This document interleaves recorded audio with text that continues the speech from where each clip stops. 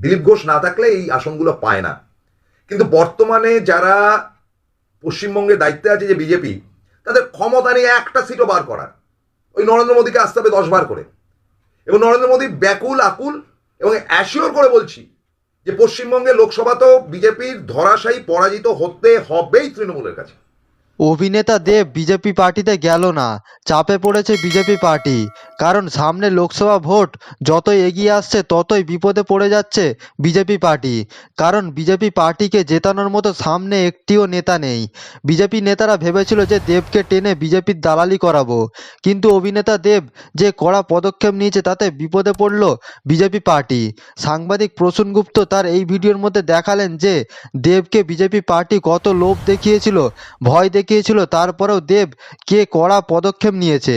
আরও তাতে বিপদে পড়েছে বিজেপি পার্টি। চলুন সাংবাদিক প্রসূন গুপ্তের এই ভিডিওটি সম্পূর্ণ শেষ পর্যন্ত দেখুন যে অভিনেতা দেব বিজেপি পার্টির বিরুদ্ধে কি কড়া পদক্ষেপ নিয়েছে, তাতে সামনে লোকসভা ভোটে কত বড় বিপদে পড়তে চলেছে।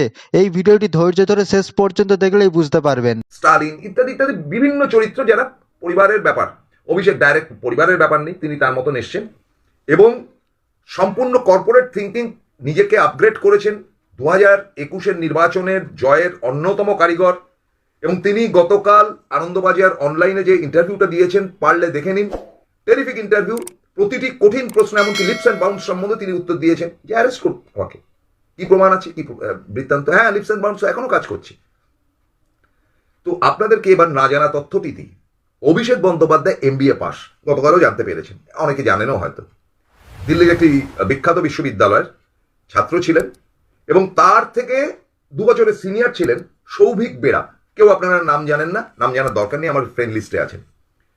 সৌভিক আমাকে বলেছিলেন, সৌভিক MBA ওখানকারই, এবং এখন এই মুহূর্তে কলকাতার মানে সর্বভারতীয় একটি বিখ্যাত মোটর গাড়ি কোম্পানির তিনি CEO।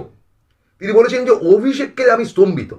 তিনি এমন কিছু কিন্তু তৃণমূল না, যে অসম্ভব ভালো পড়াশুনো এবং পড়ার বইটি নিয়ে ক্লাস করা, এবং তারপরে এসে হোস্টেল না কোথায় মেসে যেখানেই থাকুন না কেন, যে এসে নিজের টুকু নিয়ে থাকা। এবং মাঝে মাঝে যে এরা সৌভিকরা মাঝে মাঝে আড্ডা মারতে যেতেন, মাঝে মাঝে পার্টি বা পার্টি শার্টি, মানে তো আপনারা জানেন যে একটু তরলের ব্যাপার থাকে। অনেক সময় অভিষেককে অনুরোধ করা হচ্ছে তুমি যাবে নাকি, অভিষেক করজোরে বলেছে না আমি এসবের মধ্যে নেই। এবং তিনি নানানটা পড়েছেন, নানান লোকের সঙ্গে সংযোগ রেখেছেন এবং MBAটা খুব ভালো রেজাল্ট করে পাশ করেছেন। আমি জানি না শুভেন্দু কি বলবে বা বিজেপির কি বলবে বা CPM এর লোকেরা কি বলবে, I don't care, but he is a brilliant student. আমার কাছ থেকে জেনে নিন, এটা আপনাদের জানা ছিল না। তো তার থিঙ্কিংয়ের থেকে তিনি নানান রকম প্ল্যান কষেছেন।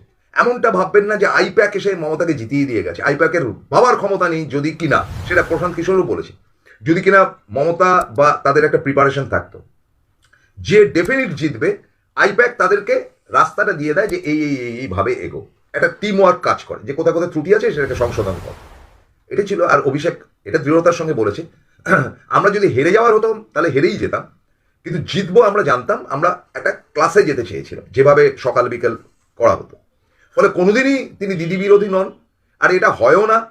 দিদি বিরোধিতার জায়গা নেই। তবে তিনি এটা বলেছেন যে হ্যাঁ, একটা জায়গাতে আসলে অনেক সময় মতের অমিল হতে পারে।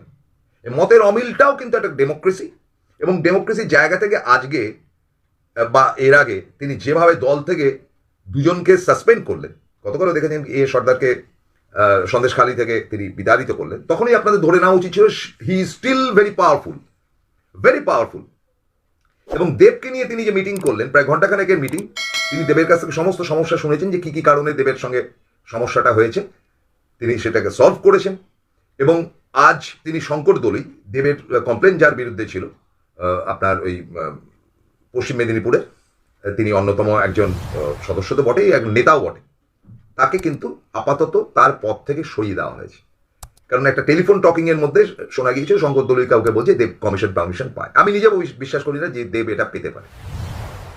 সুতরাং অভিষেক ইনফর্ম, এবং অভিষেক বিজেপির কাছে একটা থ্রেট পশ্চিমবঙ্গে। ওই কারা দেখালো যে 19টা সিট পাচ্ছে, ফালতু কথা বলেছে, ফালতু কথা বলেছে, সেটা আপনারা ক্রমশই বুঝতে পারবেন। এবার আসে আসল কথায়।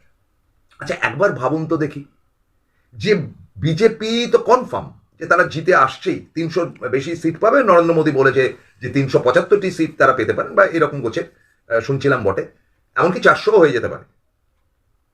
তাহলে কেন দরকার হচ্ছে উড়িষ্যার নবীন পট্টনায়কের সঙ্গে হাত মেলাতে?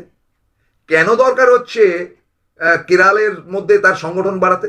কেন দরকার হচ্ছে তামিলনাড়ুর অল ইন্ডিয়া আন্না দ্রাবিত্র মুন্নেত্রা কাজাকাম দলটিকে ভেঙে বিজেপিকে সেখানে সেট করার? কেন প্রয়োজন হচ্ছে তেলেঙ্গানা বা অন্ধ্রপ্রদেশে যারা এক্সিস্টিং তাদের সঙ্গে হাত মিলিয়ে সিট সংখ্যা বাড়াবার? তাহলে তিনি কি খুব সিকিউর নন নরেন্দ্র মোদী? আপনাদেরকে বলি, এবার কিছু কথা খোলাখুলি বলবো, যে দেবকে নিয়ে খুব একটা ইন্টারেস্টিং ব্যাপার হয়েছে, আপনারা শুনে রাখুন। দেবের ক্ষোভ বিক্ষোভটা কিভাবে হলো? প্রথম এবং প্রধান কথা বলি, Dev is not at all a factor in Trinamool Congress. Dev কেন কেউই কোনো ফ্যাক্টর না আদার দেন মমতা বন্দ্যোপাধ্যায়। এবং মমতা বন্দ্যোপাধ্যায় ছবি লাগিয়ে তৃণমূল কংগ্রেস জিতে আসে। হাদু ভুতু যাকে দাঁড় করান, পেছনে যদি একটা মমতার ছবি থাকে, জিতে যাবে। তাহলে দেবকে নিয়ে কি সংকট তৈরি হয়েছিল? এবং দেব দল ছাড়বে বলেছিল, বা দেব চলে গেলে কি একেবারে বেহাত হয়ে যেত ওই অঞ্চল? আমি বলবো না, কিন্তু ব্যাপারটা জানবার প্রয়োজন ছিল, কারণ ভেতরে কতগুলো জটিলতা তৈরি হয়েছিল। সেই জটিলতার সত্যতাটা আজকে আপনাদের সামনে বলি। দেবের ক্ষোভ ছিল। দেবের যে প্রজাপতি ছবিটি করেছিল মিঠুন চক্রবর্তীর সঙ্গে, সেটা দলের অনেকেই ভালোভাবে নেয়নি। যে মিঠুন সাংসদ ছিল তৃণমূল কংগ্রেসেই, এবং তারপরে কি হলো, ইডি সিবিআই নাকি তাকে চাপ দিল, তিনি হঠাৎ করে রাতারাতি রাজ্যসভা থেকে রিজাইন করে দিয়ে তিনি কোথায় উধাও হয়ে গেলেন। তারপর তার ছেলের কি একটা স্ক্যাম না স্ক্যান্ডাল শুনছিলাম বটে, কিংবা তার ওই পাহাড়ের উপর হোটেল নিয়ে কিছু গন্ডগোল, কোনোটাই খুব স্বাস্থ্যকর নয়। অস্বাস্থ্যকর তো বটেই, প্রচণ্ড অস্বাস্থ্যকর।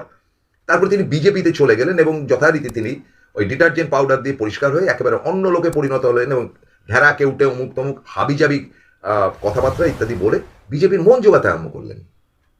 তার তো এবার রাজ্যসভায় পাঠাবার জন্য এ রাজ্যের কেউ একজন হৈ হৈ করে চাগার দিয়ে উঠেছিল, খ্যাচকাটা করে দেওয়া হয়েছে, না হবে না। তিনি হসপিটালে, বলছে যে সেরিব্রাল স্ট্রোক হয়েছে। আমি জানি না তার কোনো একটি অংশ বা অঙ্গ সমস্যা হয়েছে। অবশ্যই আমি চাইবো যে মিঠুন দ্রুত সুস্থ হয়ে নিন, কারণ এতটা হিংস্র তো আমরা হতে পারি না। নিশ্চয়ই তিনি সুস্থ হয়ে উঠুন এবং সবলে নিজের জায়গায় আসুন। চলচ্চিত্রটা তার জায়গা, এইসব পলিটিক্সের ফাজলামি থেকে তিনি বেরিয়ে যান। এই টেনশন থেকে তিনি অসুস্থ হচ্ছেন, এটুকু বলতে পারি। হয়তো টেনশন রয়েছে, তাকে বলছে লোকসভায় দাঁড়াতে হবে কিংবা রাজ্যসভার, তিনি সেটা বোধহয় নিতে পারছেন না। বয়সটা তো অনেকটা হলো। আমারই তো স্কটিশের প্রাক্তনী, আমার দেখেছি মিঠুনকে অনেক কাণ্ড কারখানা, একেবারে আহামরি লাফানোর মতন কিছু নেই। তো সেই মিঠুন চক্র তো অভিনেতা হিসেবে নিঃসন্দেহে ভালো। এখন ব্যাপারটা হচ্ছে তাকে নিয়ে এত গদগদ ইত্যাদি ইত্যাদি ব্যাপারটা দেবের ছবি প্রজাপতি, এবং দেব বলেছেন যে ওই চরিত্রেতে মিঠুন ছাড়া কাউকে মানায় না। হতে পারে, আমি প্রজাপতি সম্বন্ধে ইন্টারেস্টেড না। ওরকম ধরনের ছবি আমি অনেক দেখেছি। তার থেকে আমার অনেক বেশি ইন্টারেস্টিং মনে হয়েছে সাম্প্রতিক এই শাহরুখ খানের ছবিগুলো। ভালো ছবি, আলাদা করে আমার বলার কিছু, আমার যেটা ভালো লাগে আমি পরিষ্কার বলি। তো সেই দেব এই ছবিটি রিলিজ করাতে পারেনি নন্দনে। যে কোনো ছবি কি নন্দনে রিলিজ করানো যায়? মানে দেব দলের সাংসদ বলেই নন্দনকে সে পেয়ে যাবে, এরকম একটা প্রশ্ন উঠেছে। আমার না, দলের তরফ থেকে কোন মন্ত্রী নাকি তার ছবিটিকে রিলিজ করতে দেয়নি, যেহেতু মিঠুন আছে ইত্যাদি। এতে দেব খুব ক্ষিপ্ত হয়েছে, আমার জানা নেই। মানে যদি নিয়মটাকে নন্দনে রিলিজ করানো যায়, তাহলে নন্দনে রিলিজ করানো যেত, এটা না করলেও চলতো ইত্যাদি, এটা বলা যেতে পারে। দেব অসন্তুষ্ট হয়েছিলেন এবং তারপরে থেকে দেব খানিকটা বেসুরো হয়েছেন বেশ কিছু অংশে। এবং সেই বেসুরো হওয়ার পেছনে নাকি এরকমও শোনা গেছে যে বিভিন্ন এই এজেন্সির চাপ তার কাছে নানান রকম তার সুখ্যাতি কুখ্যাতি ইত্যাদি তৈরি হয়েছিল। এবং একবার তো সিবিআই এর সঙ্গে তিনি নাকি ইডির সঙ্গে তিনি কথাবার্তা বলেছেন। ফ্রাস্ট্রেশনের ব্যাপারটা পরে শোনা যায়। এর মধ্যে নাকি দেব কোনো একটি মিডিয়া মানে সম্প্রচার সংস্থার সঙ্গে খুব ঘনিষ্ঠ হয়ে পড়ে, যেই সম্প্রচার সংস্থাটি কিন্তু তৃণমূলের অত্যন্ত অপছন্দের। এবারে সেখানে তারা নিজেদের মানে প্রতিনিধি পর্যন্ত পাঠায় না এবং তাদেরকে প্রায় ব্যান করে রেখে দিয়েছে। সেখানে নাকি দেবকে দেখা গিয়েছে। আপনারা অনেকেই পোস্ট সেরেছেন এবং তাদের সঙ্গে গদগদ চিত্তে ছবি তুলেছেন। সেটাও কিন্তু তৃণমূলের প্রবীণ নবীন অনেক নেতাই খুব খারাপভাবে নিয়েছে। এত বাড়াবাড়ি মানেটা কি? যেখানে রিজেক্টেড রয়েছে, পার্টির কেউ যাচ্ছে না সেখানে তুমি গিয়ে এটা করলে পার্টির পারমিশনে করেছো? কি কাজটা ভালো বা মন্দ আমি কিছু বলবো না, আমি যেটা সাংবাদিকের চোখে যেটা হয়েছে সেটা আপনাদের সামনে তুলে ধরছি।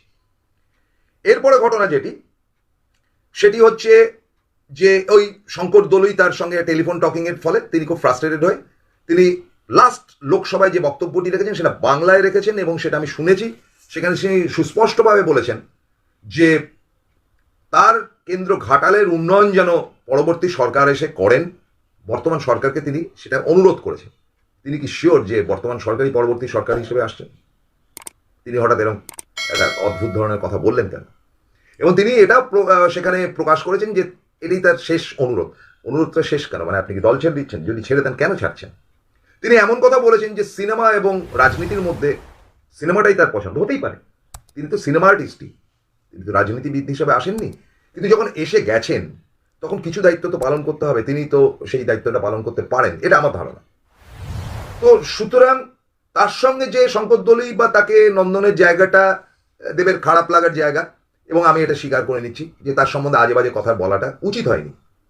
কিন্তু এরপরে ঘটনাটা টার্ন করে যায়, তার লোকসভা ভাষণ এবং তার প্রেসের সামনে আমি আর বোধহয় আসছি না, বা এটাই আমার শেষ বা গুড বাই, আমার শেষ অনুষ্ঠান করে যাচ্ছি লোকসভাতে ইত্যাদি কথার পরে সজাগ হয়ে ওঠে বিজেপি। কেন জানেন? বিজেপির না এখন প্রচার করার কোনো মুখ নেই। 18টি আসন জিতেছিল, তারপরে সেটা ধপাস করে পড়ে গিয়ে 77টি, দুটির কৃতিত্বই কিন্তু দিলীপ ঘোষের। দিলীপ ঘোষ না থাকলে এই আসনগুলো পায় না। কিন্তু বর্তমানে যারা পশ্চিমবঙ্গের দায়িত্বে আছে যে বিজেপি, তাদের ক্ষমতা নেই একটা সিটও বার করার। ওই নরেন্দ্র মোদীকে আসতে হবে 10 বার করে, এবং নরেন্দ্র মোদী ব্যাকুল আকুল, এবং অ্যাসিওর করে বলছি যে পশ্চিমবঙ্গের লোকসভা তো বিজেপির ধরাশায়ী পরাজিত হতে হবেই তৃণমূলের কাছে। লিখে রাখুন, পশ্চিমবঙ্গে আসন্ন লোকসভায় তৃণমূলের কাছে বিজেপি ডেফিনিট করেই হারবে। লিখে রাখুন, তাহলে তো আপনাদের সামনে আসবো না, এত বড় গ্যারান্টি দিচ্ছি। তো মুখ দরকার। প্রথম টার্গেট করেছিল সৌরভ গাঙ্গুলিকে। সৌরভ তো বুকে ব্যথা ট্যাথা ইত্যাদি কায়দা করে সরে গেছেন। বর্তমানে তিনি রাজ্য সরকারের প্রতিটি অনুষ্ঠানেই উপস্থিত হচ্ছেন।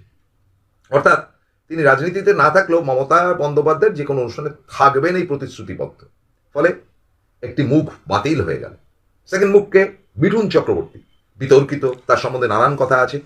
তিনি বুকে ব্যথা নিয়ে হসপিটালাইজড হয়ে গেলেন। তাহলে মুখ কে হবে? তাহলে দেব। দলের সঙ্গে তার একটা বিভেদের সৃষ্টি হয়েছে। ধরো দেবকে, দেবকে নিয়েও যদি করা যায় তাহলে মন্দটা কি? এবার রগর বা মজাটাই হয়েছে এরকম, শুনেছি, সবই সোর্স। এবং সর্বভারতীয় একটি চ্যানেল, তার বাংলা চ্যানেলে এমন আলোচনা তারা দৃঢ়ভাবে বলেছে যে দেব যে মুহূর্তে বাঁকাসুর দিয়েছেন, সেই মুহূর্তে উত্তর পূর্বাঞ্চলের কোনো এক মুখ্যমন্ত্রী বিজেপির, যিনি আগে কংগ্রেস করতেন, যিনি সম্প্রতি রাহুল গান্ধীকে আটকাবার কথা বলেছেন, আশা করি আপনারা বুঝতেই পারছেন তিনি কে। তিনি একসময় কংগ্রেস করতেন, তারপরে দল পাল্টে তিনি উপমুখ্যমন্ত্রী হয়েছেন, বর্তমানে মুখ্যমন্ত্রী। তিনি দেবকে ফোন করেন। তিনি ফোন করেন, বলেন যে মন খারাপ করার কিছু নেই, বিজেপি তোমার পাশে আছে, তুমি চলে এসো, প্রয়োজন হলে নরেন্দ্র মোদী তোমার হাতে ফ্ল্যাগ তুলে দেবেন। এরকম কথা নাকি হয়েছে, শুনলাম। হতে পারে। দেব কি উত্তর দিয়েছেন আমার জানা নেই। এরপরই কিন্তু তড়িঘড়ি নড়ে চড়ে ওঠে তৃণমূল কংগ্রেস। দেব ঘটনা না, ঘটনাটা হচ্ছে যে কিছু এদের প্ল্যান রয়েছে। মেদিনীপুর জেলাটিকে মমতা বন্দ্যোপাধ্যায় এবং অভিষেক বন্দ্যোপাধ্যায় চ্যালেঞ্জের মতন নিয়েছেন। কারণ যে অপমান দিনের পর দিন সেখান থেকে বিশেষ ব্যক্তি করেছে, তাদের মেদিনীপুর ছাড়ার কোনো জায়গা নেই। একমাত্র এই কারণে দেবকে ছাড়া যাবে না। দেবকে ডেকে আনা হয়েছিল অভিষেকের অফিসে, কথাবার্তা হয়েছে। দেব ইজ এ ভেরি জেন্টলম্যান। এই মুহূর্তে বলাই বাহুল্য তিনি বাংলা সিনেমার নাম্বার 1 না হন, প্রথম 3 জনের মধ্যে একজন ডেফিনেটলি প্রসেনজিৎ হলে দেব তারপরেই তার নাম আসে। কাজেই দেবকে ওই ট্র্যাপ থেকে বের করে আনা হয়েছে। বিজেপির ট্র্যাপে তিনি পড়ে গিয়েছিলেন, এমনই সংবাদ। এবং সেই সংবাদের জায়গা থেকে তাকে প্রথম অভিষেকের অফিসে তিনি মিটিং করেছেন, তারপর মমতা বন্দ্যোপাধ্যায়ের সঙ্গে দেখা করেছেন, কথাবার্তা কিছু হয়েছে, সে কথাগুলো এখানে বলতে চাই না। দেব রাজি হয়ে গেছেন ফার্দার ঘাটালে দাঁড়াবার জন্য। আবার তিনি প্রার্থী হচ্ছেন। ফলে বিজেপির যে তৃতীয় যেই মুখটিকে তৈরি করবার চেষ্টা করছেন দেব হিসাবে, সেটাও ঘ্যাচাংকল। এবার আরেকটি মজার কথা বলবো।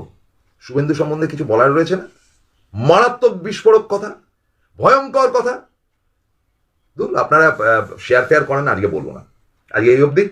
শুভেন্দুর সেই ভয়ঙ্কর কথা নিয়ে আসবো, মারাত্মক কথা নিয়ে পরের এপিসোডে। দেখতে ভুলবেন না। Thank you very much. Good night.